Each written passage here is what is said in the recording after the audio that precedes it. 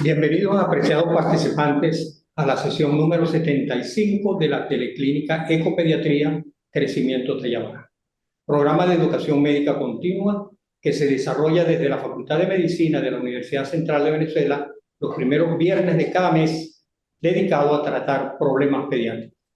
En nombre del equipo que organiza este programa, le habla Jesús Velázquez, médico pediatra, profesor de la Facultad de Medicina de la Universidad Central de Venezuela, quien tiene sumo placer en saludarlos cordialmente. En el día de hoy vamos a analizar el caso clínico con el que nos proponemos discutir sobre varios aspectos correspondientes a la evaluación y tratamiento de la compleja situación clínica en el niño conocida como kwashiorkor. Al respecto, queremos llamar la atención en que cada minuto que pasa, un niño es diagnosticado con malnutrición severa en alguna parte del mundo. De ellos, el kwashiorkor representa una de las formas más devastadoras, caracterizado por su impacto multisistémico y su alta mortalidad si no se diagnostica y trata a tiempo. El caso que se presenta nos permitirá analizar la epidemiología y la intervención nutricional más efectiva, porque el kwashiorkor no es solo una deficiencia proteica, es un reflejo de desigualdades sociales, un llamado a nuestra acción y un recordatorio constante de que la vulnerabilidad de la infancia. El caso clínico que se presenta será expuesto por la doctora María Teresa Herrera, residente del Programa de Nutrición, Crecimiento y Desarrollo de la Universidad Central de Venezuela, con sede en el Hospital de Niños J.M. Los Ríos. Y para analizarlo y discutirlo, hemos invitado a distinguidos profesionales expertos en el tema, quienes igualmente estarán muy atentos y dispuestos a responder sus preguntas a través del canal de YouTube de SOS Telemedicina. Se trata de la doctora Ingrid Soto de Sanabria, pediatra, puericultora, especialista en nutrición, crecimiento y desarrollo, docente del programa de especialización en nutrición, crecimiento y desarrollo de la Universidad Central de Venezuela, con sede en el Hospital J.M. de Los Ríos. La doctora Ana López, médico pediatra, puericultora, especialista en nutrición, crecimiento y desarrollo, jefe de las cátedras y de los departamentos de pediatría de la Escuela Vargas de la Facultad de Medicina de la Universidad Central de Venezuela, y quien además será la ponente de la didáctica en esta teleclínica. La doctora Liliana Núñez, quien se conecta con nosotros de la distancia, pediatra y puericultora, especialista en nutrición, crecimiento y desarrollo, docente del programa de especialización en pediatría y puericultura, con sede en el Hospital J.M. de Los Ríos y además ex jefe de cátedra. El doctor Juan Félix García, médico pediatra, especialista en infectología pediátrica, docente de los cursos de posgrado de pediatría y puericultura e infectología pediátrica de la UCB, que tienen su sede en el Hospital J.M. de Los Ríos. Y desde la distancia también contaremos con la presencia de la doctora Jacqueline Pampini, médico pediatra y puericultora, especialista en alimentación materna y participante de la organización de estas teleclínicas. Debemos recordar que esta sesión se está grabando y a más tardar en cuestión de 3 días será colocada en el canal de YouTube de SOS Telemedicina, donde podrán volver a ver y oír las intervenciones. Deseamos invitar a los asistentes a distancia, realizar sus preguntas por el canal de YouTube de SOS Telemedicina después de la presentación del caso clínico. En este sentido, pues, dejamos en el uso de la palabra a la doctora María Teresa Herrera para la presentación del caso clínico. Adelante, doctora María Teresa. Buenos días, gracias por la invitación. Hoy vamos a tener un caso interesante de kwashiorkor titulado kwashiorkor, diagnóstico y tratamiento. Se trata de un paciente nacido en el estado Miranda el 17 de enero del 2024, cuya fecha de ingreso fue el 16 de septiembre del 2024. El motivo de consulta, fiebre e hinchazón. Se trata de un lactante menor masculino de 7 meses de edad, natural y procedente del estado Miranda, sin antecedentes patológicos conocidos, cuya madre refiere inicio de enfermedad actual el día 31 de agosto, caracterizado por presentar eritema y descamación en piel de región umbilical y tórax, por lo cual automedica con remedios caseros tipo maicena. El día 7 de septiembre, por persistencia de lesiones y asociarse edema en miembros inferiores, debilidad y dificultad respiratoria, acude a facultativo de su localidad, donde indican tratamiento con cetiricina y betametasona en ungüento, el cual cumple sin observar mejoría. Para el día 15 de septiembre se asocia al cuadro clínico alzas térmicas cuantificadas en 38.5 grados centígrados que atenúan con acetaminofén a dosis terapéutica con recidivas cada 6 horas, concomitante evacuaciones líquidas en número de 9, color verde, con moco, sin sangre, fétidas, motivo por el cual acude al Hospital Pérez de León, quienes se refieren a nuestro centro donde posterior evaluación se decide su ingreso. Como antecedentes prenatales y obstétricos de importancia, producto de madre de 26 años, cuarta gesta, cuatro partos, embarazo no planificado controlado desde el primer trimestre con 9 controles, madre niega HIV y VDRL no documentados, niega infección del tracto urinario, refiere uso de inductores de maduración pulmonar, mas no especifica, refiere diagnóstico de librianos en el tercer trimestre obtenido por parto ictóxico simple a las 38 semanas. En el periodo neonatal, lloró y respiró al nacer con un peso al nacer de 3.000 gramos, talla al nacer de 53 centímetros, refiere apego precoz, alojamiento conjunto y lactancia materna a la primera hora. Niega ingresos a unidad de cuidados intensivos neonatales, egresado a las 72 horas, con diagnóstico de un recién nacido a término acorde a edad gestacional. Refiere caída del cordón a los 14 días, niega realización de pesquisa neonatal. En cuanto a la alimentación, la madre refiere que recibió lactancia materna exclusiva durante 7 días, posterior lactancia mixta con fórmula de inicio con dilución al 6.5% durante el primer mes de vida, posteriormente maicena, luego a los 2 meses crema de arroz con dilución no especificada y a los 4 meses refiere consumo de leche completa. Recuento de 24 horas previo al ingreso. Desayunó, almorzó y cenó un tetero de 8 onzas de crema de arroz sin realizar meriendas a mitad de mañana y a mitad de tarde, con un recuento semanal de lácteos 7,7, pollo 1,7, almidones 2,7, huevos 2,7, frutas 1,7, vegetales 2,7 y niega consumo del resto de los grupos alimentarios. En cuanto al desarrollo psicomotor, sostén cefálico a los 2 meses, rolar a los 3 meses, sentarse a los 7 meses. Refiere sueño nocturno interrumpido cada 4 horas y siestas diurnas de 1 hora, uso de pantallas 20 minutos al día, con inmunizaciones desconocidas. Niega antecedentes patológicos personales y en la estratificación de Grafar se encuentra en el estrato 5 con un nivel de instrucción de la madre secundaria sin terminar, hacinamiento, separación parental y comerciante informal. Al examen físico de ingreso nos encontramos con un paciente con un peso de 5 kilos 700, talla 61.5 centímetros, CBI 13.5 centímetros, con un índice de Kanawati-Malar en el 0.32.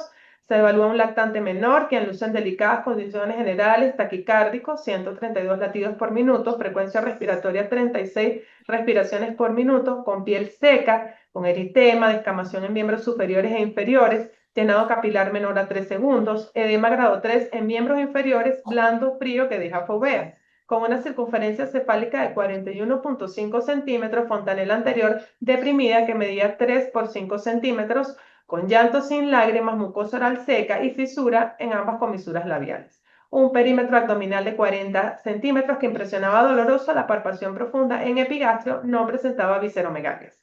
En genitales se evidencia edema suprapúbico que se extiende a región escrotal y neurológico hipoactivo. Se ingresa con los siguientes diagnósticos: un síndrome diarreico agudo con deshidratación grave sin shock, desnutrición grave tipo Kwashiorkor por clínica, transgresión dietética, inmunizaciones desconocidas, desarrollo psicomotor acorde a edad, abuso infantil, negligencia de la infancia y alto riesgo biopsicosocial por un Grafar 5 especificado anteriormente.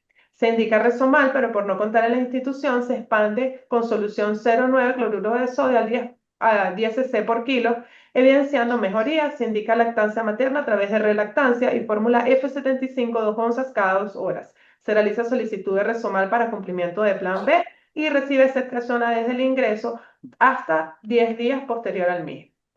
El día 17 de septiembre se realiza la primera evaluación para el servicio de nutrición, crecimiento y desarrollo, obteniéndose un recuento de 24 horas que ya el paciente había sido ingresado con un desayuno arepa asada mediana con mantequilla, con una cucharada de queso, no realiza merienda, almorzó un cuarto de pasta de caldo de caraotas, merienda en la tarde no realizó y cenó 2 onzas y media de crema de arroz. Otros, lactancia materna.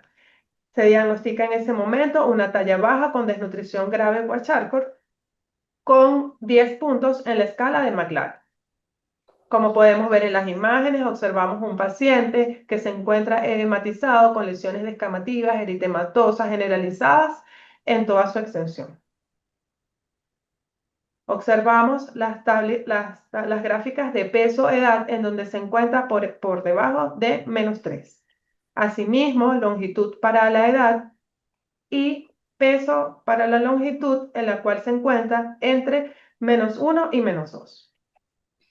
Se calcula para su manejo el peso seco, el cual estaba en 4.240 gramos, calculándose un recuento calórico total de 488 calorías días con una distribución de carbohidratos 60%, grasas 30%, proteínas al 10%, lo cual daba 12.2 gramos día de proteína con 2.87 gramos kilo día. Se indica fórmula terapéutica F75 alternadas una con 1.5 onzas cada 2 horas, la cual estaba cubriendo el 67.6% del RCT, quedando proteínas en 4.05 gramos al día, 0.95 gramos kilo día. Además, se hace suplementación con sulfato de zinc, vitamina A, C, D y ácido fólico. Durante los días sucesivos, se aumenta progresivamente la fórmula F75 y se asocia concentrado de pollo hasta cubrir el 100% del RCT. El día 21 de septiembre se cumple concentrado globular en vista de cifras de hemoglobina hematocrito disminuidas. Para el día 23, al realizar reevaluación, nos damos cuenta que las sugerencias realizadas el día 21 no habían sido cumplidas. El día 30 se asocia diagnóstico de contacto con TB y retraso psicomotor. Para el día 14 de octubre se asocia diagnóstico de otitis media aguda y síndrome coqueluchoide. Y en vista de poca mejoría del edema se transfunde albúmina humana. Ese día es indicada fórmula semielemental, la cual es bien tolerada. Como podemos ver en esta graficación, se ve la evolución del peso durante los días, observándose un aumento de peso durante los primeros días asociado a incumplimiento de las sugerencias realizadas por nuestro servicio con posterior disminución de peso debido a depresión del edema hasta obtenerse el día 18-10 4 kilos 840, en donde se encuentra completamente sin edema y luego una discreta ganancia de peso. Aquí ya vemos el paciente que ha depletado casi por completo el edema. En cuanto a otros laboratorios importantes, tenemos la hematología, en donde podemos observar que se mantuvieron cifras de hemoglobina hematocrito por debajo de los valores correspondientes para la edad. El día 21 tiene una cifra de 7.9 gramos por decilitro de hemoglobina, 24.6 de hematocrito y es el día que se transfunde concentrado globular. Igual observamos glóbulos blancos el día 2809 en 18.290, que es el día en que se asocian los diagnósticos de otitis media aguda y síndrome coqueluchoide. Otro dato importante en laboratorios podemos ver en los valores de proteínas totales y fraccionadas. Desde el ingreso se mantiene con una hipoproteinemia, hipoalbuminemia con proteínas en 3.8, albúmina en 2.4. Posteriormente, vemos el día 16 como hay un ascenso de las cifras de hemoglobina en 4.5, albúmina en 2.8, siendo esta el control post-administración de albúmina. Para el día 18 se aprecia resolución completa del edema, como lo había mencionado antes, y el día 22, en vista de tolerancia a la vía oral, resolución del edema y del proceso infeccioso, es ingresado con los siguientes diagnósticos: desnutrición grave Kwashiorkor, síndrome anémico, abuso infantil, negligencia de la infancia, síndrome coqueluchoide, otitis media aguda, transgresión alimentaria, inmunizaciones completas, alto riesgo biopsicosocial por Grafar 5, quedando en control semanal por nuestro servicio, en donde se hace firmar a la madre acta de compromiso. Fue evaluado de manera ambulatoria el día 13 de febrero del 2025 con edad de 1 año y 27 días, donde se obtiene un peso de 8 kilos 400, una talla de 69 centímetros, encontrándose con talla normal baja, nutrición normal. Como podemos ver en la graficación, tenemos en el primer punto el ingreso y posteriormente la evaluación en febrero, en donde se observa una franca mejoría en el peso. Igual para la edad, aunque se encuentra igual con una talla baja, se observa que ha aumentado la estatura.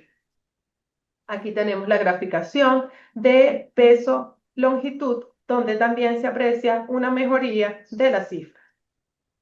Hasta aquí mi exposición. Como podemos ver en estas imágenes, ya es un bebé que está sano, que no tiene lesiones en piel, y esto pues nos llena de alegría ver cómo nosotros podemos influir en la infancia de la población venezolana. Muchas gracias por darme la oportunidad de presentar este caso que ha sido resuelto de manera exitosa. Muchas gracias, doctor. María Atento a sus Teresa. preguntas. Muchas gracias, María Teresa. Realmente muy completo tu presentación. Vamos a empezar con los que están a distancia. ¿Alguna pregunta, Jacqueline, Liliana, respecto a la presentación del caso clínico? ¿Algún dato que quieran puntualizar? A ver, María Teresa, te felicito por tu excelente presentación de ese caso clínico que tiene mucho para aportar y enseñar.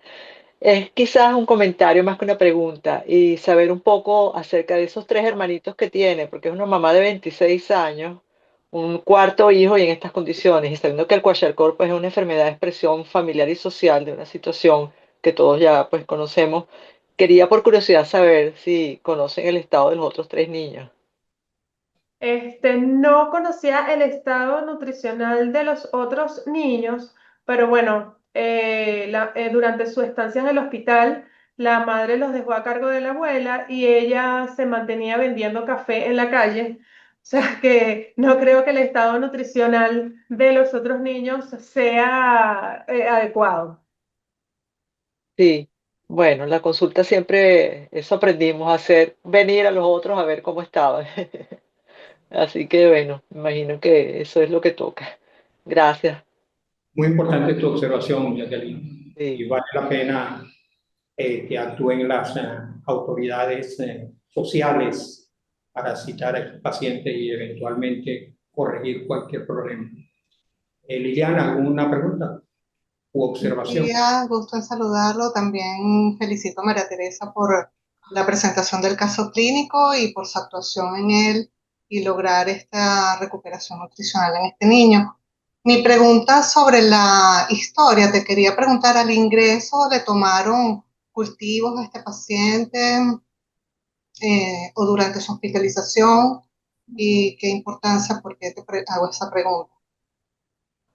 Bueno, no se tomaron cultivos durante su evaluación, durante su manejo intrahospitalario, debido a que la madre no contaba con los recursos para procesar estos cultivos y en nuestra institución actualmente no se están haciendo cultivos. Sería de importancia tenerlos porque estos pacientes presentan infecciones, están inmunosuprimidos y tenemos que verificar qué tipo de infección tiene el paciente para así poder darle el mejor manejo con la mejor antibiótico-terapia, la más acertada para el germen que pudiéramos haber aislado. ¿Alguna pregunta más, Liliana? No por ahora. Ok. Y a los presentes, ¿alguna pregunta? ¿Alguna observación? Bueno, Ingrid. en cuanto a la alimentación, en ningún momento se dijo exactamente cuándo fue el destete, porque aparentemente solamente le dio lactancia materna durante un mes, que fue mixta en los primeros 7 días. Y después dicen que cuando se hospitalizó empezaron con la relactancia. O sea, ese niño había sido destetado entonces al mes de edad. Sí, efectivamente, él fue amamantado durante el primer mes, luego recibió fórmula artificial, lactancia artificial, y luego en el ingreso entonces se practica la relactancia, siendo esta satisfactoria durante su manejo intrahospitalario. Cuando ya lo vemos de forma ambulatoria, ya entonces él recibía alimentación complementaria, la fórmula, y estaba recibiendo lactancia materna. Excelente, porque claro, esta mamá con este Grapar 5, para poder alimentar a ese bebé, por lo menos le asegura una buena cantidad de las calorías y proteínas que ese bebé necesita y no vaya a tener nuevamente una recaída, que es lo que vemos con bastante frecuencia. O sea que eso fue un logro excelente durante la hospitalización y que tenemos que aprovechar justamente para enseñar a las madres de la importancia de la lactancia materna. ¿Alguna pregunta, Juan Félix? Sí, doctora Herrera, felicitaciones. Usted presentó unos datos de laboratorio de una hematología, ya un aumento de los glóbulos blancos en sangre periférica. Y como la diapositiva, usted la pasó un poquito rápido, no me di cuenta cómo andaba la porcentaje de neutrófilos y si le midió la proteína C reactiva cuantitativa, que es un parámetro que para el pediatra es muy importante para ver hacia dónde va el problema febril que tuvo la paciente. Hubo un problema diarreico, hubo un problema respiratorio, y quisiéramos orientar un poco cuando se tiene la proteína C reactiva cuantitativa, si es necesario discutir la indicación de estudio. Indíquenos si, por favor, tomaron PCR cuantitativa.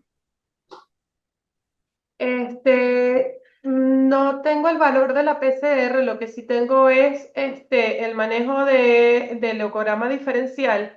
En ese momento tenía 18.290 blancos con una fórmula que estaba linfocitos 49.9%, neutrófilos 43.6% y unas plaquetas en 470.000.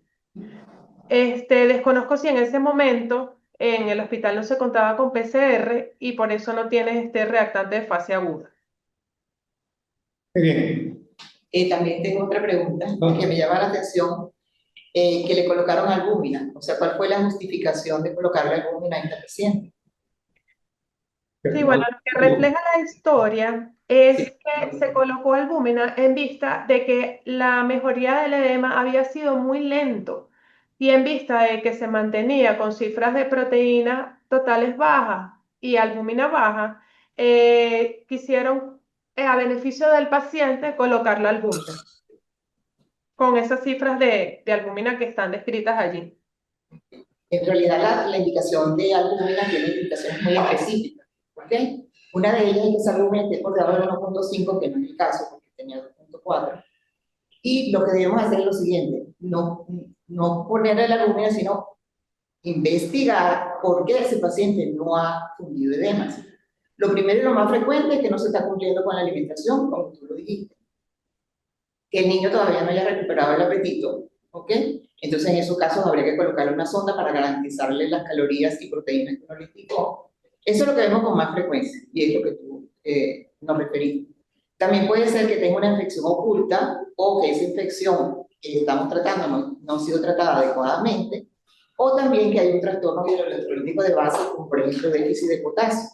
En mi época, contábamos con potasio por vía oral, que es el famoso K1, y cuando los pacientes nos llevaban hematizados, durante 2 semanas manteníamos el potasio por vía oral con muy buenos resultados.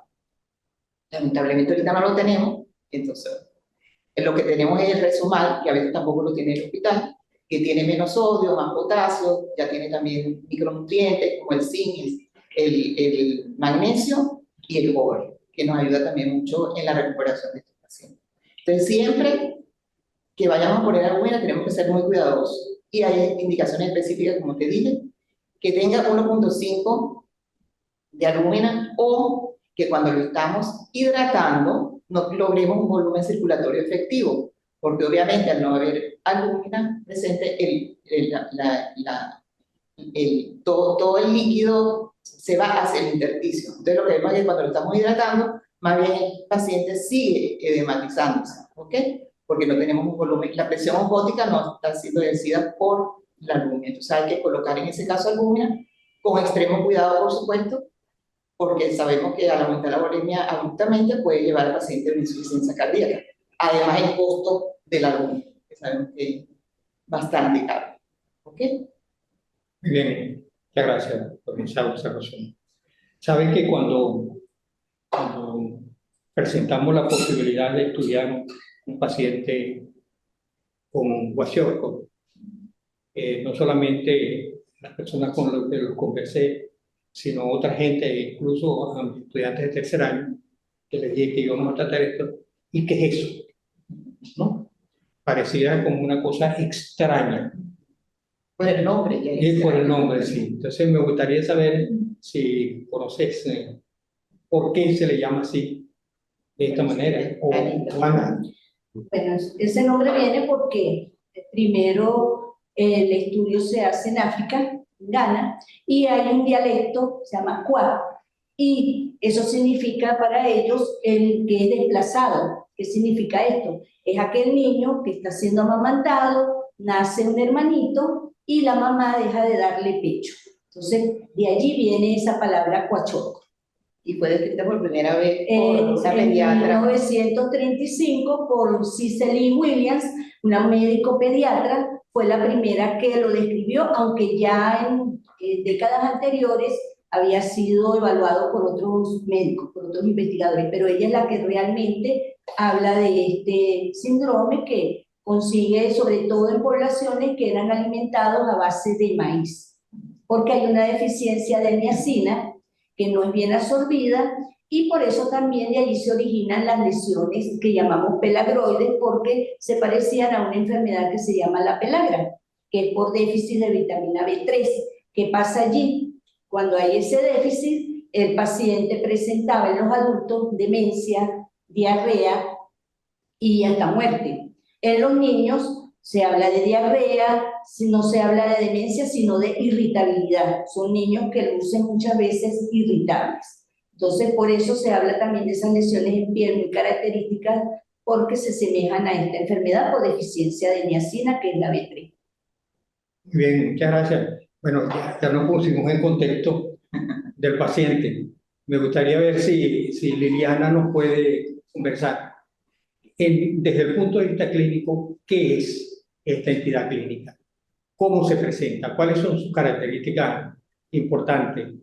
¿Y por qué un niño llega a estas circunstancias, 16 meses o algo así, y pesa 4 kilos o 5 kilos? 7. ¿Ah? Esas 5 Con el edema. con el edema. Con edema. 5.700 con el edema, sí. Bien, la desnutrición aguda severa tipo kwashiorkor es una malnutrición que se produce por un déficit de proteínas. Y ese déficit de proteínas, como lo hemos conversado, lleva a una disminución o una hipovolemia que causa esa disminución de la presión oncótica y por eso se ve ese edema generalizado. Entonces podemos decir que la desnutrición tipo kwashiorkor es una desnutrición proteica por una ingesta insuficiente de proteínas y además se ha relacionado esa disminución de la ingesta de proteínas con un déficit también de, lleva un catabolismo proteico que además incide en toda la parte de micronutrientes, incide en la función inmunitaria, crea una disbiosis, altera la barrera epitelial y altera la mucosa intestinal. Y también se ha relacionado con una alteración del microbioma e inflamación. Entonces, todo este cuadro clínico es el que hace que se presente esta desnutrición que es muy grave, que pone en riesgo la vida del niño, como usted lo dijo al inicio. Es muy importante cómo se trata a este niño en las primeras horas, porque esa hipovolemia que tiene, con esa desnutrición tan severa, alteración de los electrolitos e hipofosfatemia puede llevarlo a la muerte. Ya dijo José Liliana que hay una alteración importante de la inmunidad también, ¿no? Sí. Estos pacientes son susceptibles a infecciones. ¿Y cuáles son esas infecciones en todo caso? Un desnutrido es un individuo, un paciente, con mayor susceptibilidad que el paciente bien nutrido. La desnutrición le debilita el aparato inmunitario. Inclusive, no hay insumo, que es la proteína, para que ese paciente pueda tener una fábrica suficiente de inmunoglobulina. Pero es que tampoco no hay insumo para que haya micronutrientes para tener un fagocito en buen estado, macrófagos en general en perfectas condiciones. De manera que la inmunidad innata es la inmunidad que aporta el macrófago a través de la fagocitosis. Y los linfocitos fabricando inmunoglobulina, esto está limitado. Es decir, un inmunosuprimido con mayor susceptibilidad de adquirir los gérmenes comunes. Cuando se habló de diarrea en este niño, en lo que piensa uno es la diarrea por virus, por rotavirus, que es nuestra diarrea más frecuente. La doctora Herrera comentó que una de las evacuaciones tenía moco. Eso acercaría un poco al hecho de descartar la invasividad de algún germen, de la bacteria o bacteria, que son nuestros gérmenes más frecuentes. De tal modo que desafortunadamente no fue estudiado por falta de laboratorio. Y en todo caso, el criterio de un clínico ante una evacuación con moco, con sangre, con pólipo, con fiebre, es la de suponer que hay un cuadro invasivo por bacteria.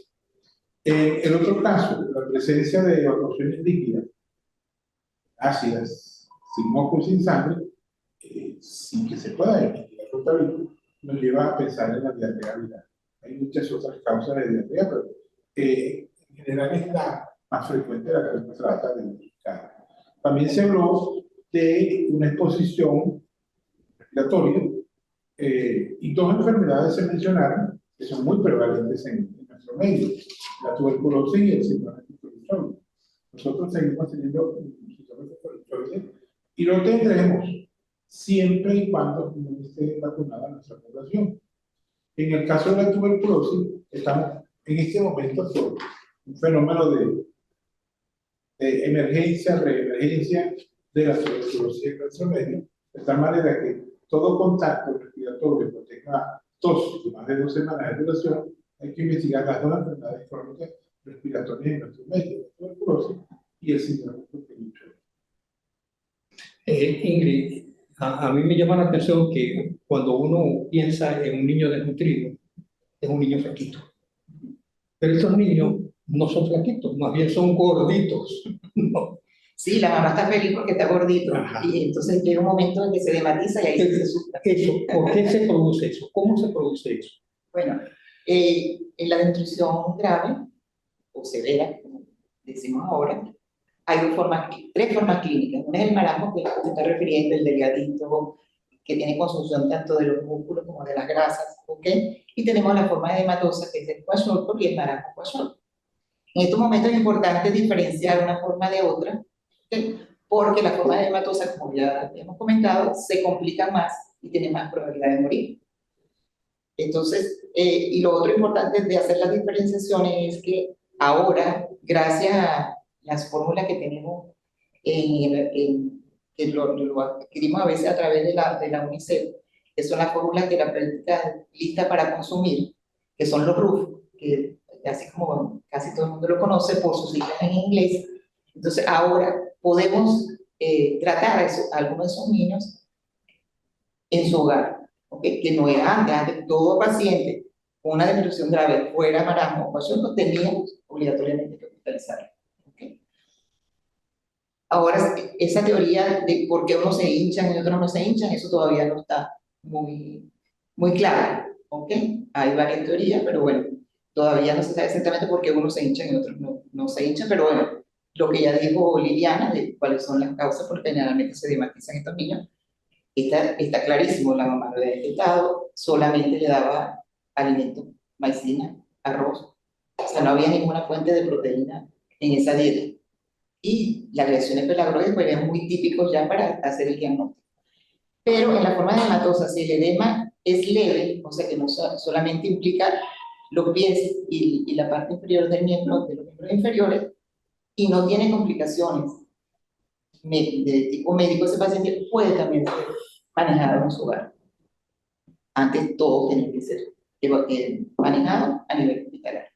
Entonces, pero saber por qué unos flaquitos y otros se hinchan, pues eso no está como muy claro todavía. Tú me estás diciendo que, estoy entendiendo, que estos preparados que las madres prefieren con harina, maicena, fororo, etcétera, Que lo llaman alimento. Exactamente, y que además muchas propagandas dicen que crece. No, me estás diciendo que estoy entendiendo que no se deberían utilizar en estos niños y muchísimo menos a esta edad. Y además el niño apenas tiene 7 meses, o sea, debería estar recibiendo solamente la lactancia materna exclusiva durante esos primeros 6 meses y haber comenzado apenas la alimentación complementaria, que obviamente no lo vamos a hacer con un cereal.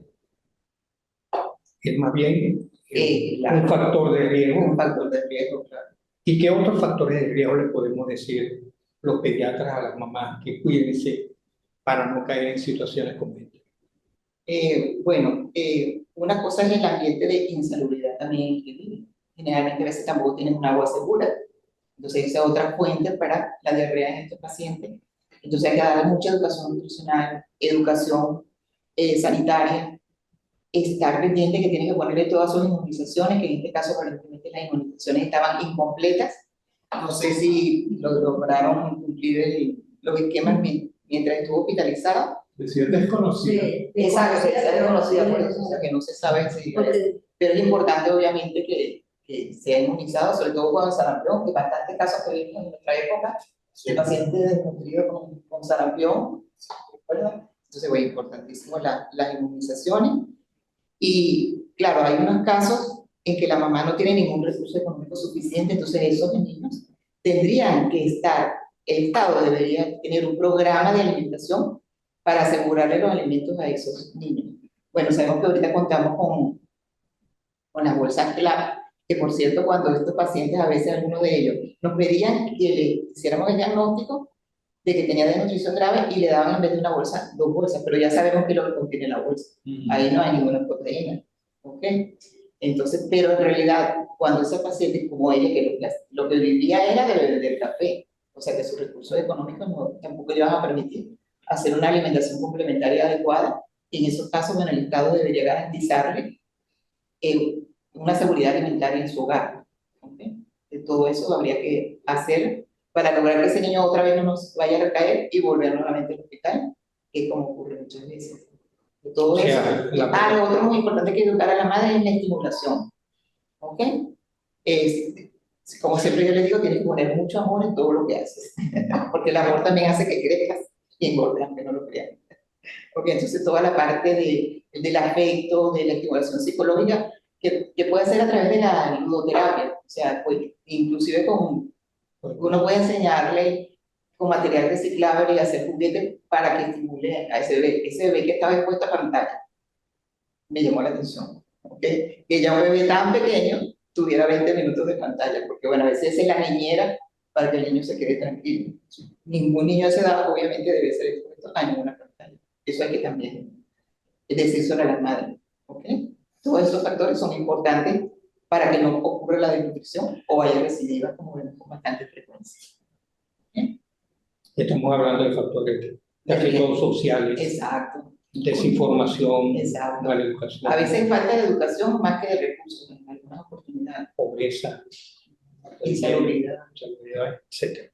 Falta de las inmunizaciones, todo eso. Son factores que, bueno, que quería comentar algo, doctora, también si me permite, que es otro factor importante, por eso se insiste tanto en el deterioro inmunitario de estos pacientes, y es que hay una relación directa entre desnutrición e infección.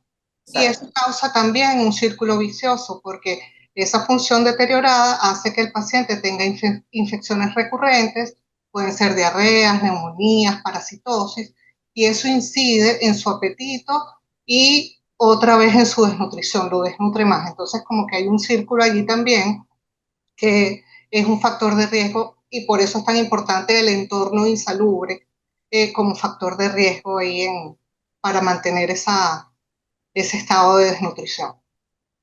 Liliana, una cosa, nosotros solemos ver también niños que tienen edema de otra naturaleza. ¿Cómo podemos hacer el diagnóstico correcto en el caso de la desnutrición edematosa?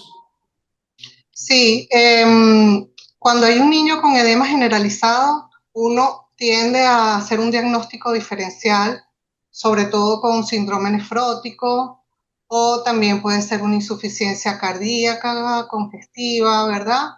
O incluso podría uno pensar en hipotiroidismo. Todas estas otras causas tienen otros hallazgos clínicos que nos pueden orientar en el diagnóstico. Y cuando hablamos de la clínica del paciente desnutrido tipo kwashiorkor, además del edema generalizado, podemos encontrar la dermatosis, los cambios en la piel, podemos ver que hay cambios en el cabello, lo que conocemos como el signo de la bandera, porque hay franjas hipopigmentadas que se alternan con cabello normal y este se ve quebradizo. Y también, bueno, lo que puede haber hepatomegalia, es muy frecuente la hepatomegalia porque hay una déficit de la síntesis de lipoproteína B que lleva a esa hepatomegalia. Lo otro es esas características de irritabilidad o de apatía que tiene el paciente. En el síndrome nefrótico, pues sabemos que hay otras cosas como la proteinuria masiva, ¿ok? Y en la insuficiencia cardíaca vamos a tener los hallazgos a nivel de la esfera cardiovascular que nos pueden orientar hacia ese otro diagnóstico. Ana, una vez que uno tiene el diagnóstico de un paciente con esto, hay que rápidamente iniciar algún tipo de tratamiento. Por supuesto. Muy bien. ¿Hay algunos parámetros nacionales o internacionales que nos indiquen cuáles son el programa de tratamiento de estos pacientes? Bueno, ahí la Organización Mundial de la Salud, junto con la UNICEF, ellos han hecho en los últimos años, han hecho lineamientos para hacer el manejo, el tratamiento de estos niños cuando llegan ya sea a un ambulatorio o ya sean al hospital. Entonces, dependiendo de ciertas características, hay que decidir. Generalmente no todos los niños, como decía la doctora Ingrid, se hospitalizan. Hoy en día hay oportunidad de tratar algunos en su vivienda.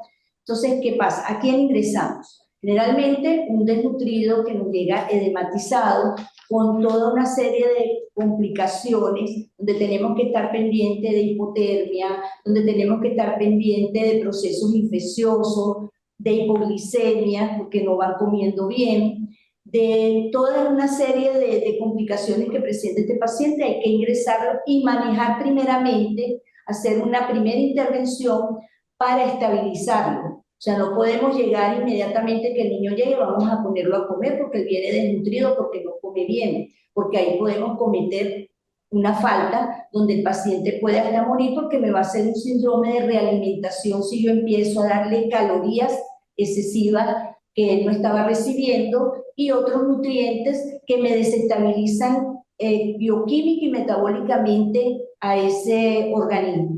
Entonces uno empieza primero por esa fase de estabilización y posteriormente, ya cuando el niño esté bien estabilizado, iniciamos nuestra alimentación. Si el niño recibe lactancia materna, no debemos suspenderla.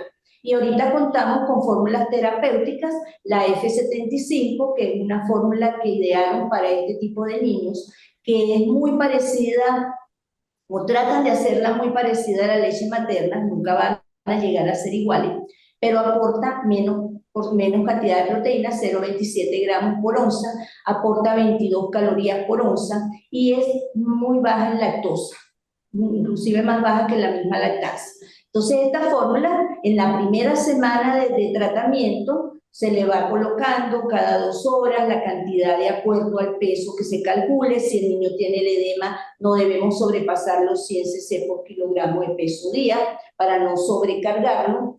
Y se va viendo la evolución. Una vez que el paciente empieza en su primera etapa a bajar de peso, que es lo primero que hace, porque al cumplir edemas baja de peso, luego estamos pendientes cuando inicia la ganancia de peso. La F75 está prácticamente indicada en la primera, segunda semana máxima. Se individualiza al niño. Ya se supone que en la segunda semana el paciente ya está estabilizado y podemos pasar, dependiendo de la edad, ya si recibe alimentación complementaria, mantenerle la lactancia materna y colocarle la fórmula, si no toma lactancia materna, una fórmula acorde a la edad que tenga el niño. Y bueno, en todo, como habíamos dicho, hay que tratar si va infectado, colocar antibióticos de amplio espectro. La parte de la hidratación es sumamente importante. Si el niño, como en este caso, el niño llega deshidratado, generalmente preferimos la vía oral si el niño no tiene intolerancia, si el niño no va letárgico o inconsciente, o si no hay distensión abdominal. Si no tolera la vía oral directamente y se le puede colocar sondas nasogástricas, se le alimenta o se le pasa las soluciones por ahí. Cuando indicamos hidratación parenteral, la indicamos cuando el paciente no tolera la vía oral, vómito coercible, estado letárgico, ahí hay que colocar, pero no se hace igual que un niño eutrófico. Hay que empezar con tenores de 15 cc por kilo, inclusive la misma vía oral, el plan B que nosotros conocemos, le damos las soluciones orales, en este caso en el grave, e indicamos preferiblemente el Resomal, que ha sido ideado específicamente para estos niños porque es más bajo el tenor de sodio, es un poco más alto, le colocan 40 miliequivalentes de potasio, 45 de sodio, le aumentan la glucosa, le colocan magnesio, zinc, cobre, tiene otros nutrientes, y es el indicado para estos niños cuando están con una deshidratación de moderada a grave, que tolere la vía oral y que no amerite la parenteral. Entonces, lo primero es eso, estabilizarlo para luego pasar. Y la alimentación se va haciendo progresiva. ¿Qué quiere decir eso? No podemos dar cantidades, se hacen sus requerimientos calóricos totales y de eso se saca el porcentaje con el que vamos a ir iniciando tanto de calorías como de proteínas y se va aumentando progresivamente hasta llegar más o menos a 200 calorías, que es el tope, y a 4 gramos por kilogramo de peso de proteínas. Esa es a nivel general lo que se hace. ¿Cuándo iniciamos la alimentación formal de este niño? Es decir, entiendo que hay dos fases. Una vez que esté estabilizado, que él esté comiendo bien, que ya se alcance, vamos aumentando y llegamos ya a su 100% de su requerimiento calórico, y si el niño ya viene con alimentación, ya podemos asociarle su alimentación. Pregunto porque probablemente hay algunas mamás que siguen el plan que se les presenta, pero hay otras que se desesperan y quieren darle. Y no solamente las mamás, a veces nos ocurre a nosotros en el mismo hospital. En el mismo hospital a veces la gente se desespera que ¿por qué no ponemos a comer ese niño si ya tiene 1 año, 2 años? Pero hay que ir, como les decía, hay que estar pendiente del síndrome de realimentación. El niño se murió contento, se murió comiendo. Entonces hay que tener mucho cuidado con eso. Doctora Liliana, me han nombrado varias veces este producto Resomal. ¿Qué es eso? ¿Y cuándo se usa? ¿Y qué contiene? Bueno, Anita lo estaba comentando, el Resomal es una sal de rehidratación oral diseñada especialmente para tratar a los desnutridos severos, y su característica principal es que tiene una osmolaridad reducida. Entonces se le disminuye el contenido de sodio y se le aumenta un poco el de potasio, porque es lo que requieren los pacientes, además de su contenido de glucosa, que también es mayor que en el de las sales tradicionales. Esa es la diferencia principal entre el Resomal y el suero de rehidratación oral clásico que usamos para los niños eutróficos. Es como un suero de rehidratación. Es un suero de rehidratación, igual que el que usamos para los niños cuando tienen diarrea, los niños eutróficos, como decimos, pero este está diseñado según las características del paciente desnutrido severo que tenemos que tener en cuenta para esa rehidratación. Lo que quiero puntuar es, no es un alimento. No es un alimento, no. Okay. El Resomal es una sal de rehidratación. Nada más se usa en caso de que haya diarrea, queramos reponer pérdidas y queramos rehidratar al paciente y este tolere la vía oral. Si el paciente llega en shock y no podemos hidratarlo, incluso se dice que se puede administrar por sonda nasogástrica. Si no es posible, como en el caso que vimos, a veces se usa una expansión, una primera expansión, y en lo que el paciente tolere la vía oral, se utiliza la sal de rehidratación, que es la Resomal. Si no tenemos Resomal, se puede usar el suero de rehidratación oral, también el clásico, en los desnutridos graves. Pero lo ideal sería usar este, que es diseñado especialmente para ellos.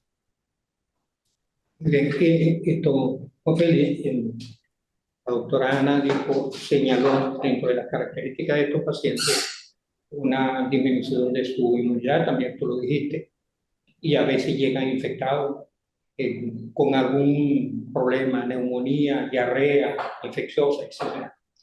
También le podemos poner antibióticos a estos niños. o qué precauciones deberíamos tener? Profilácticos no. Creo que la infectología hoy día y la pediatría en general está detrás del uso menor de los antibióticos debido a la impresionante resistencia bacteriana que se está generando y debido también a la falta de productos antimicrobianos nuevos, que ya existen muchos en el mercado internacional, pero que no llegan ninguno. Los gérmenes que afectan o que atacan a un niño desnutrido son los mismos gérmenes que tú consigues, por ejemplo, las neumonías adquiridas en la comunidad son neumocóxicas fundamentalmente. Y las neumonías intrahospitalarias pueden ser o neumocóxicas o estafilocóxicas o por gram negativo. Pero el hecho es que un niño desnutrido es víctima de los mismos gérmenes que atacan a los pacientes inmunocompetentes. ¿Dónde está la diferencia? En el comportamiento clínico del desnutrido. No tiene los insumos suficientes para fabricar anticuerpos. Sus fagocitos son débiles. Sus linfocitos T, CD4 son débiles. Ahí está la diferencia. Y si nos encontramos con un muchacho no vacunado, pues imagínense usted, porque no está vacunado. Y no es que no se le pueda poner vacuna a un desnutrido, claro que hay que ponérsela. Hay que ponérsela. Y el esquema de inmunizaciones de la Sociedad Venezolana de Puericultura y Pediatría y el esquema de inmunizaciones público nacional no contraindican ninguna vacuna para desnutrido. Y por supuesto apoyamos todo el esquema. Un muchacho desnutrido que nos llega a la consulta de los niños sanos y los hospitales de niños, se le pone todo lo que tenga. En mis palabras de agradecimiento, mis palabras de salutación, mis palabras de felicitación a ese formidable sector de vacunas y de docencia que ha sido durante tantos años la consulta de los niños sanos. No hay problema en vacunar entonces de estos niños. ¿Y cómo es eso que si hay un déficit de producción de Antiproteínas, es decir, sí, bueno, pero se producen. Por ejemplo, si estamos a las puertas de un brote de sarampión en Venezuela, en México por una presa de 2.800 casos. Eso te iba a preguntar. ¿Hay algunas entidades clínicas que son, digamos, más frecuentes que se producen de estas infecciones? No, la misma de siempre. El desnutrido está igualito, susceptible de ser atacado por neumococcus como gram positivo y por coliformes en el caso de diarrea, de infecciones urinarias y de los virus que son los virus tipo rotavirus, adenovirus, etc. ¿Y qué otras medidas preventivas sugerirías tú para evitar infecciones en estos? La vacunación. La vacunación. Ese es el gran preventivo. La vacunación. Garantizarle agua segura. Ajá. A través del agua también se puede. ¿Tienes alguna otras medidas preventivas? Es que estamos llegando casi al final de la... Claro. ¿Tienes algunas recomendaciones de prevención para infecciones o para que esto no se produzca? Exacto. Bueno, además de lo que ya dijo el doctor Juan Félix, es importante que esa familia tenga una fuente de agua segura, porque sabemos que muchas de las diarreas, además del rotavirus, pueden ser causadas a través del agua. ¿Okay? La manipulación de los alimentos también puede ser otra fuente de diarrea si no manipulamos bien los alimentos. Es siempre recomendarle que lo que son las frutas, los vegetales crudos, que son una buena fuente de nutrientes y micronutrientes, deben ser, generalmente uno le recomienda que sea agua con vinagre o un chorrito ay, se me fue el nombre. Cuando uno, bueno, generalmente lo que más usamos es vinagre y el cloro, exacto, ese mismo. Bueno, esas son las medidas. El lavado de manos, todo eso es fundamental para prevenir las infecciones, no solamente en el desnutrido. Sí. Jacqueline, ¿estás por allí? Sí, sí estoy. Ajá. Tú quiero- introdujiste inicialmente una situación que preguntaste sobre los familiares o los otros niños. ¿Cómo hacemos para prevenir en familias como estas que no le ocurra lo mismo a otros niños? que será otro tipo de desnutrición o lo que sea. Claro, bueno, históricamente a la familia, esperemos que esa madre haya podido dar lactancia materna a los 3 niños anteriores y hayan estado en mejores condiciones que este cuarto niño. Pero al final del camino sabemos que la desnutrición como enfermedad social pues tiene una cantidad de elementos que la rodean y la presionan para que aparezca. Entonces, quizás como gobiernos y como estados responsables deberíamos tener primero los números, o sea, con qué números contamos de nutrición infantil y a raíz de eso, qué políticas de apoyo se pueden hacer a estas familias con un sistema de escasos recursos, ambientes insalubres. Entonces, bueno, el manejo de la desnutrición como tal, el clínico nos corresponde a nosotros como tal bien se hizo con este niño y el éxito que se tuvo en reeducar a la familia y en sacar al niño de la desnutrición y de la infección.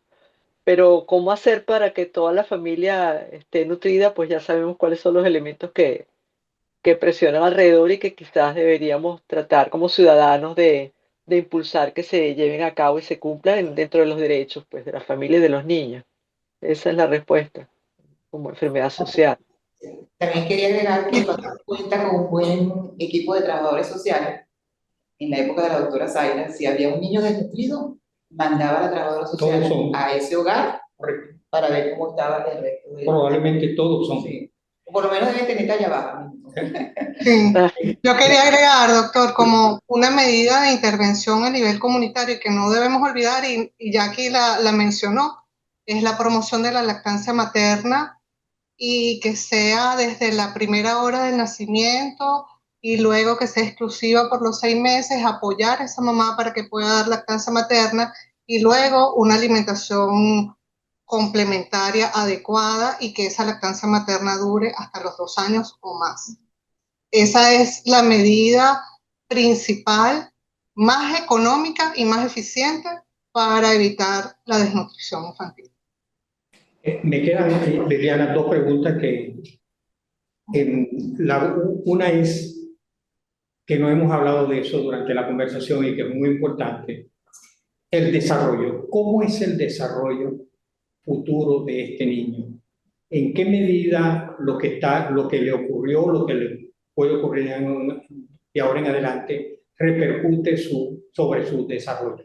Ya sabemos que repercutió en el crecimiento, ya sabemos que repercutió en su antropometría, en su nutrición. ¿Cómo repercute esto en su desarrollo? Sí, definitivamente el momento en el que se produce la desnutrición, el tiempo y la gravedad, eso incide en el desarrollo psicomotor de ese niño. Y eso puede causar a futuro un retardo del aprendizaje y una disminución de sus capacidades. Entonces, hay un deterioro del desarrollo neurológico y del desarrollo psicomotor que va a depender de esa edad, de ese periodo en el que ocurrió la desnutrición, el tiempo y la severidad. Particularmente en un niño menor de 3 años, Por cuando se supuesto. están produciendo toda una cantidad de sinapsis que son los que van a alimentar lo que ese niño va a hacer en el futuro. Pero, Exactamente, sí, hay una disminución de toda la parte del desarrollo neurológico como tal, de las sinapsis, de las gliosis, de toda esa parte neurológica que influye pues, en el desarrollo del niño. independientemente de que ese noble órgano pueda lograr a través de su plasticidad, irse acoplando a esas situaciones deficitarias, de todas maneras, probablemente son niños que no van a rendir como otro niño normal en su escolaridad y en su trabajo futuro. Sí, Bueno, yo le voy a dar la palabra ahora a Ana López, la doctora Ana López. Si me lo permiten, Perdón. con lo que, para complementar un poco lo que dijo Liliana y aprovechar el caso clínico. Recuerden que cuando se preguntaron los hitos del desarrollo estaban todos normales en ese primer interrogatorio, pero después aparece que hay un retraso psicomotor.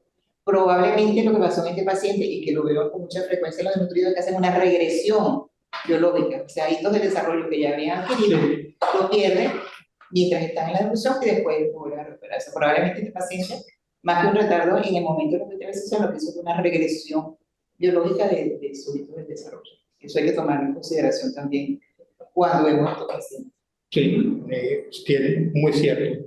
La otra pregunta que yo tenía era justamente no referida al desarrollo que era esta, sino referida al crecimiento.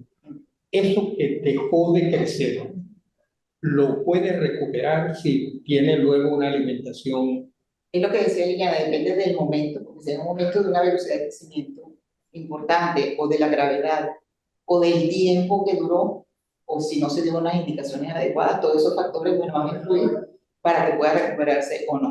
Muy bien. Vamos a darle la palabra Ok. entonces a la doctora Ana López para que nos hable a través de la didáctica, que nos haga un resumen de lo que hemos conversado. Continuando con lo que es la dinámica, vamos a hacer un pequeño recuento histórico. Retomando, la doctora Cicely Williams, médico pediatra, fue la primera en describir el cuachorco, enfermedad nutricional infantil que se asociaba a una dieta a base de maíz. Esto fue realizado en África. Su nombre proviene de una palabra de la lengua en Ghana que significa la enfermedad del niño cuando llega el nuevo bebé, ya que suele afectar a niños destetados de forma abrupta tras el nacimiento de un hermano menor. El kwashiorkor es una forma grave de nutrición proteico-energética. Se caracteriza básicamente por un déficit severo de proteínas de la dieta. La ingesta calórica puede ser suficiente o relativamente adecuada. La falta de proteínas, como todos sabemos, implica ellas en su funcionamiento implican síntesis de enzimas, de hormonas, participan en el crecimiento, en la regeneración de tejidos, en el mantenimiento del equilibrio de los líquidos, en la regulación del equilibrio ácido-base y en la parte inmunológica. Un informe mundial sobre la crisis alimentaria en el año 2025 de la Oficina de Coordinación de Asuntos Humanitarios de la ONU reporta que 10,2 millones de niños presentan desnutrición aguda severa a nivel mundial. 181 millones de niños menores de 5 años viven en una pobreza alimentaria, lo que es una inseguridad alimentaria grave, con un incremento aproximadamente de un 50% de presentar desnutrición grave. 48 millones están en América Latina, 45% de los menores de 5 años mueren por desnutrición y según la FAO en el 2023 la prevalencia de desnutrición estaba en un 31%. Se ha sugerido que el kwashiorkor es el resultado de la alteración de los siguientes mecanismos: disminución de la albúmina sérica, reducción de la permeabilidad capilar, elevación de las concentraciones de cortisol y de vasopresina y alteraciones del microbioma intestinal.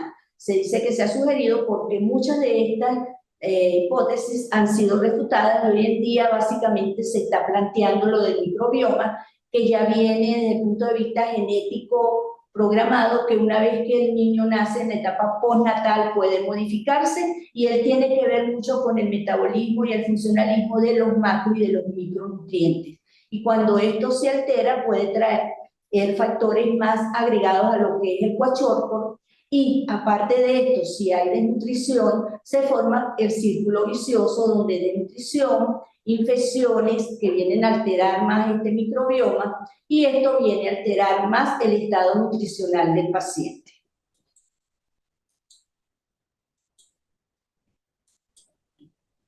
Dentro de las manifestaciones clínicas se observan los cambios a nivel de lo que es el cabello, lo que es el signo de la bandera o la decoloración. Se evidencia una apatía en estos niños, la cara puede ser una cara de luna llena, presentan anemia asociada, se ve desgaste a nivel de los músculos, podemos tener un hígado graso, lo que se llama la esteatosis hepática, atrofia también de las vellosidades del intestino que se asocia con la producción, la generación de diarrea, la parte de la de lo que es la parte dermatológica donde vemos las lesiones despigmentadas a nivel cutáneo y el edema característico que deja fovea y comienza a nivel de miembros inferiores y se va generalizando, inclusive ellos presentan ascitis.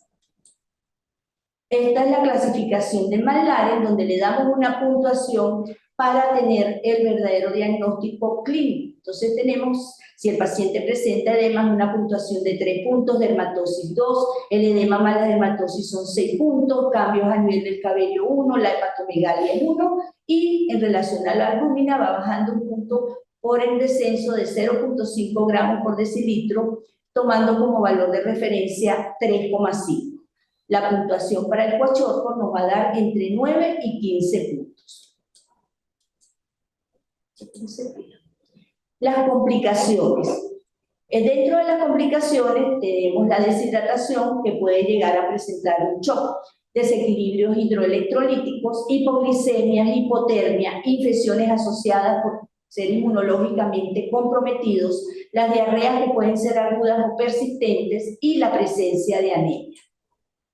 Para el diagnóstico tenemos que hacer, como todo niño, integralmente la primera parte, la evaluación dietética. Tenemos que interrogar sobre la lactancia materna, que es importante si el niño la recibió, si hay abandono, si hay destete precoz, antecedentes personales de enfermedades o procesos infecciosos que esté presentando o haya presentado este niño, la evaluación clínica y el examen físico, que me van a dar el diagnóstico desde el punto de vista clínico.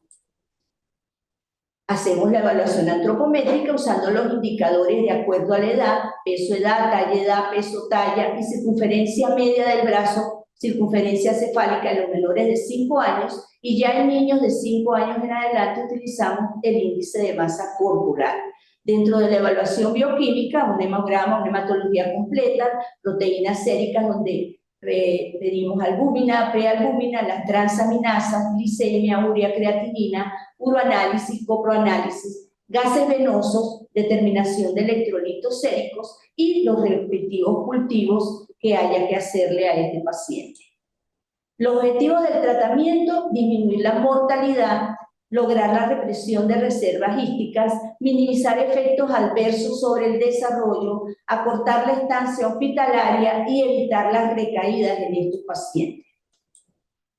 Aquí tenemos las fases de manejo, donde está la estabilización, donde debemos tratar básicamente la hipoglicemia, la hipotermia, la deshidratación, la diarrea ya sea aguda o persistente, los procesos infecciosos, la presencia de anemia grave, y iniciar el abordaje de déficit de micronutrientes que también se presentan conjuntamente, y el inicio cauteloso del manejo nutricional. En la etapa de transición ya vamos aumentando el aporte energético y de nutrientes, prevenimos complicaciones asociadas a lo que es el síndrome de realimentación.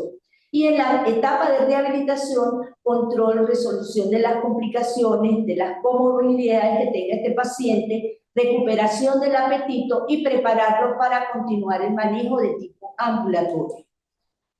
Básicamente en la parte de la hidratación preferimos la vía oral o la enteral con el Resomal a 100 cc por kilogramo hora, y se puede llevar las tomas de esta sal de rehidratación hasta por 12 horas.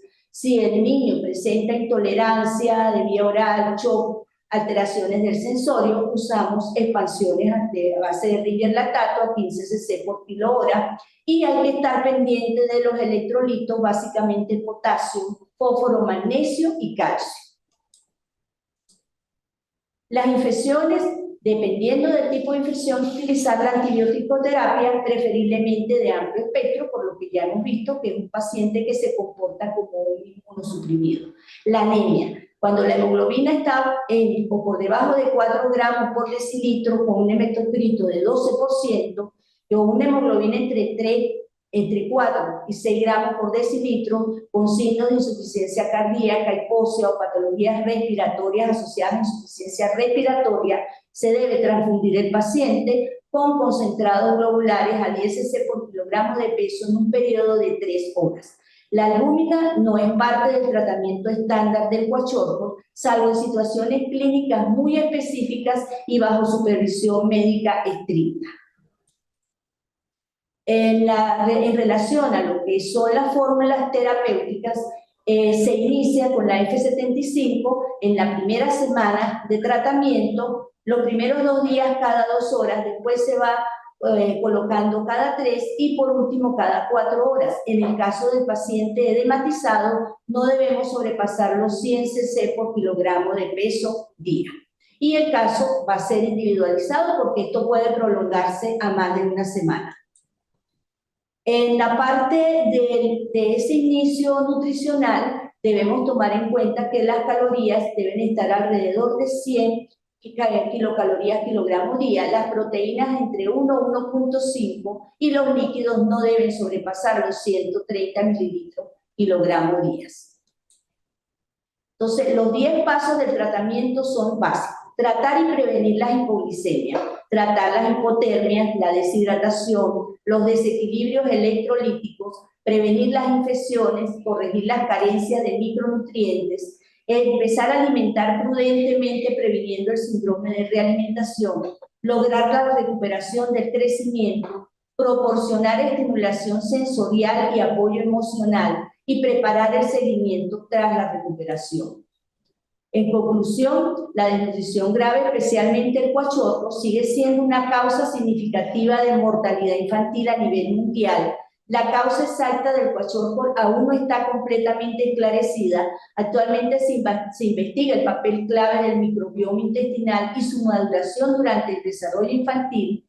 El manejo del cuachorro requiere una evaluación paraclínica integral. La corrección de la anemia debe hacerse con precaución extrema. El tratamiento nutricional debe ser gradual y cuidadoso, siguiendo las fases de estabilización, transición y rehabilitación.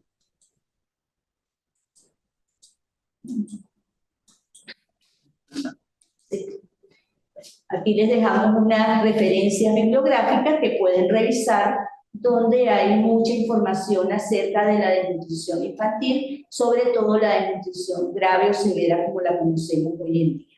Por su atención, gracias. Muy bien, muchas gracias, Ana. Realmente es un resumen completísimo de lo que hemos tratado hoy, en el cual pienso que hemos aprendido todos, los ponentes y los que nos oyeron y los que en el futuro podrán ver nuevamente. Para finalizar, vamos a hacer una especie de conclusiones, Juan Félix. Bueno, pues el niño con kwashiorkor debe ser atendido con prontitud y ofrecerle todas las medidas terapéuticas a disposición. Dentro de las medidas terapéuticas están el manejo de las infecciones y la alimentación debidamente guiada por la nutrición y la colocación de las vacunas correspondientes a su edad. En la parte del entorno familiar debe ser guiado por pacientes como este. Son pacientes en los que su entorno es irregular y por supuesto hay que incidir mucho más. Doctora Ingrid. Bueno, yo quería hacer algo sobre la prevención, que es muy importante. Como cualquier otra enfermedad, obviamente la prevención en nutrición es fundamental, porque una vez que se establece la desnutrición, sobre todo en etapas tempranas de la vida, se va a ver las consecuencias que ya nombramos, de la talla baja, del crecimiento, y no solamente de su talla, sino también de su desarrollo cerebral. Y por supuesto esto va a comprometer el futuro de ese niño, y no solamente del niño, sino también de su familia y del país. Quería compartir con ustedes algo que escribió el doctor José María Bengoa, nuestro querido maestro, uno de los padres de la nutrición en Venezuela, que lo escribió en un libro que se llama Hambre cuando hay pan para todos.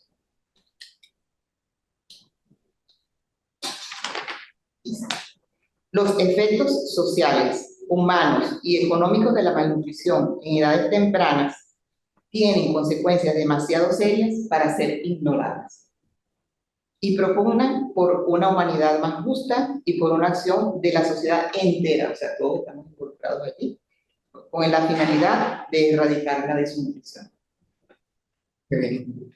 Gracias.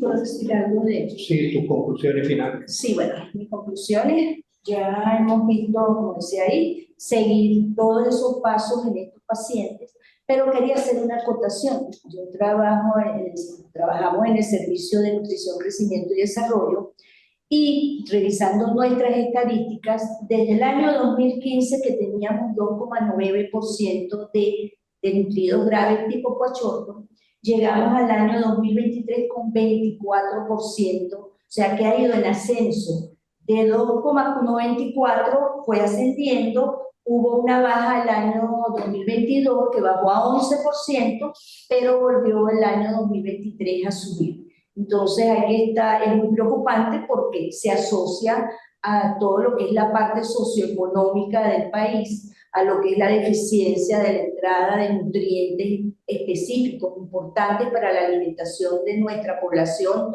tanto infantil como adulta. Y eso es un reflejo, ya que este centro es de referencia nacional.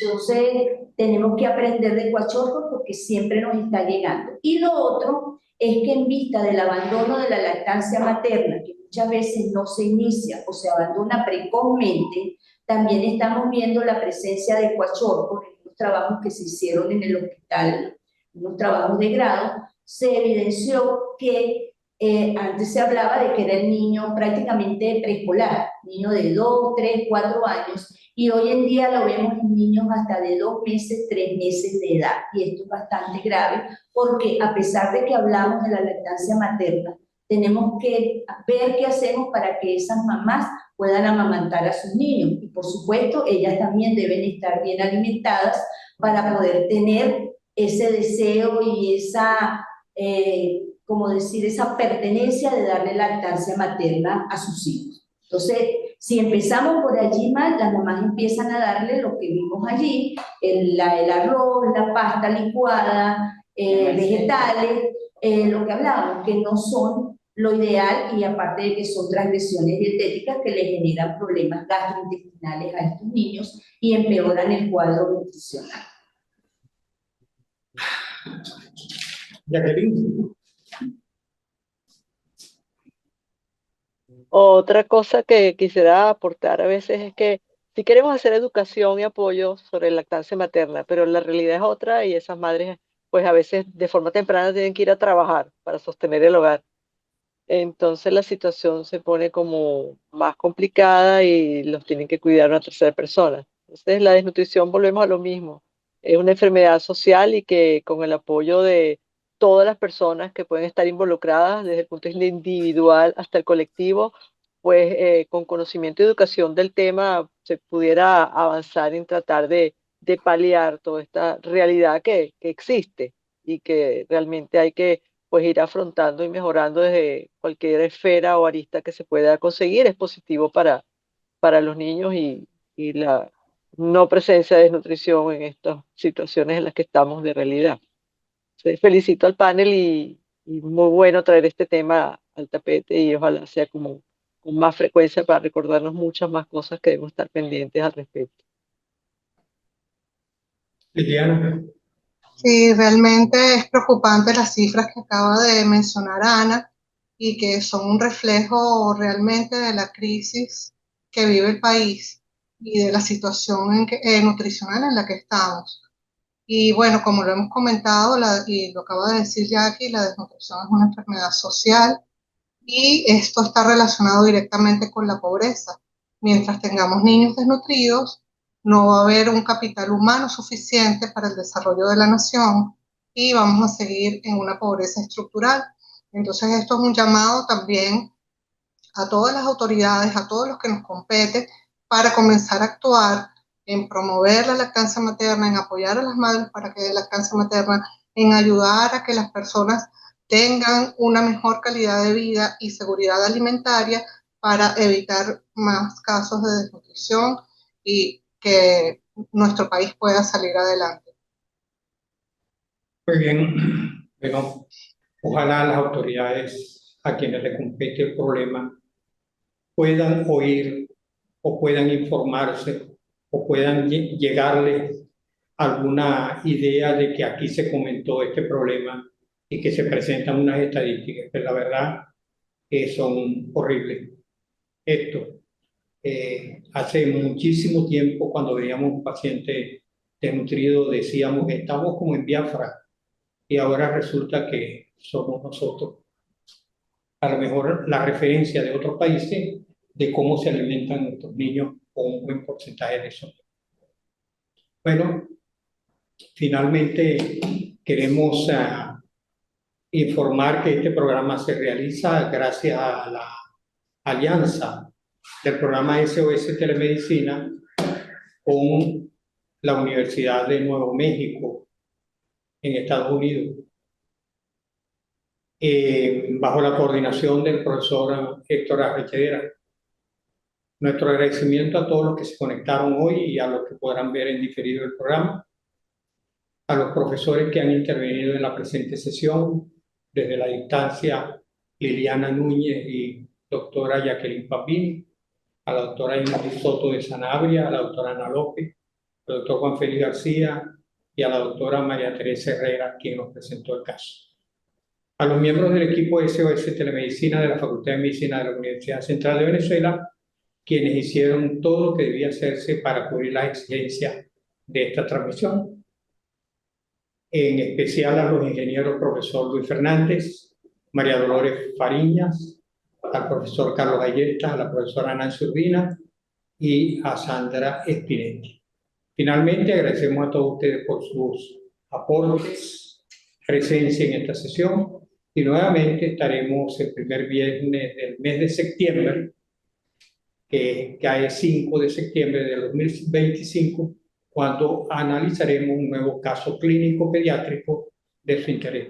Muchas gracias y saludos para todos.